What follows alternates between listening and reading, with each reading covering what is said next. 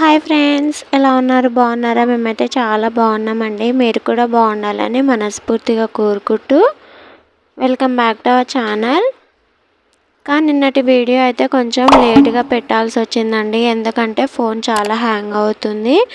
మంచిగా ఎడిట్ చేసి పెట్టాను, ఇక టైంకి పెట్టాల్సి వచ్చిందండి. ఇక ఫస్ట్ అయితే అత్తమ్మ స్నానం చేసి మైసమ్మ తల్లికి అయితే ఇలా సున్నం పసుపు కుంకుమలతోటి మంచిగా రెడీ చేసి పెట్టింది గుడిని. ఆ తర్వాత అందరూ స్నానం చేసేసి వచ్చి అమ్మవారికి ఇలా యాటనైతే కోస్తున్నారు. అమ్మవార్లు ముగ్గురికి అయితే యాటను కోస్తున్నారండి. ఒకటి మైసమ్మ తల్లి, ఎల్లమ్మ తల్లి, ఇంకా దుర్గమ్మ తల్లికి 3 యాటలు అయితే తీసుకున్నారు నాన్న. ఇలా చేసినప్పుడల్లా ముగ్గురికి అయితే చేస్తారు. ఇక్కడైతే అయిపోయింది. ఇక తర్వాత దుర్గమ్మకు ఎల్లమ్మకు అయితే ఇలా తీసుకొని అయితే వెళ్తున్నారు. పిల్లలు అయితే ఉండమంటే అస్సలు ఉండట్లేరు. తీసుకొని అయితే వాళ్ళని వెళ్తున్నారు. తర్వాత ఇక అక్క వాళ్ళైతే ఇలా అన్నం అయితే వండుదామనేసి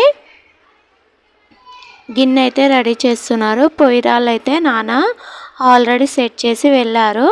అలాగే గుంత చేశారండి, ఎందుకంటే తిన్నయి ఇస్తార్లు బయట అయితే పడేయొద్దట, అందులో వేసి ఆ మట్టి మళ్ళీ కూడిపేసేయాలట. ముందే వచ్చిన చుట్టాలకి ఆకలి అవుతుందని చెప్పేసి ఉప్మా అయితే చేసేసాము టిఫిన్ లెక్క. ఈ అక్క వచ్చేసి మా చిన్నత్తమ్మ వాళ్ళ కోడలండి. ఇంకా ఉప్మా అయిపోయింది, అందరికీ వేసేసాము. తర్వాత బగారా అయితే వండుతుంది. పిల్లల్ని అయితే రెడీ చేసేసాను, స్నానంకి ఇట్లా చేపించేసి. ఈలోపు మా వారు కూడా వచ్చేసారు. మా వారు, నేను, పిల్లలైతే గుడి దగ్గరికి అయితే వచ్చేసాము. అంటే కొంచెం టైం ఉంది కదా, ఉట్టిగా ఉండడం ఎందుకు, మళ్ళీ ఈవినింగ్ కుదురుతుందో లేదో అని చెప్పి ఎల్లమ్మ గుడి దగ్గరికి అయితే వచ్చాము. దుర్గమ్మ గుడి దగ్గరికి అమ్మతోటైనా వెళ్ళొచ్చు కదా అనేసి ఫస్ట్ అయితే వచ్చేసాము. చాలా ఖాళీగా ఉందండి, నైట్ అయితే చాలా రష్గా ఉండే.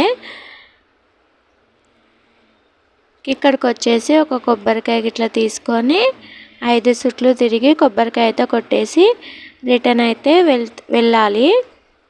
వీడియో అయితే స్కిప్ చేయకుండా లాస్ట్ వరకు చూడండి ఫ్రెండ్స్. అలాగే వీడియో నచ్చితే లైక్ చేయండి, సబ్స్క్రైబ్ చేయడం అయితే మర్చిపోకండి ఫ్రెండ్స్.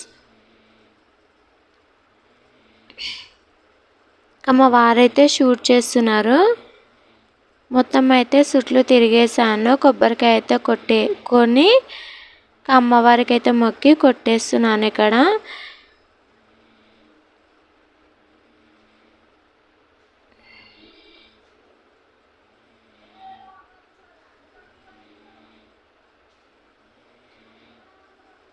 చాలా గందరగోళంగా ఉంది, చాలామంది వచ్చిపోయినట్టున్నారు.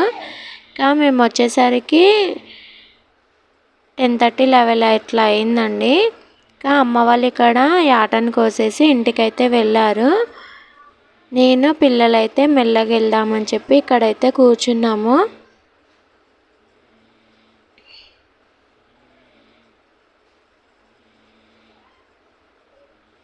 కొబ్బరికాయ అయితే చాలా పెద్దగా ఉందండి, కొట్టడానికి అయితే అస్సలు రావట్లేదు.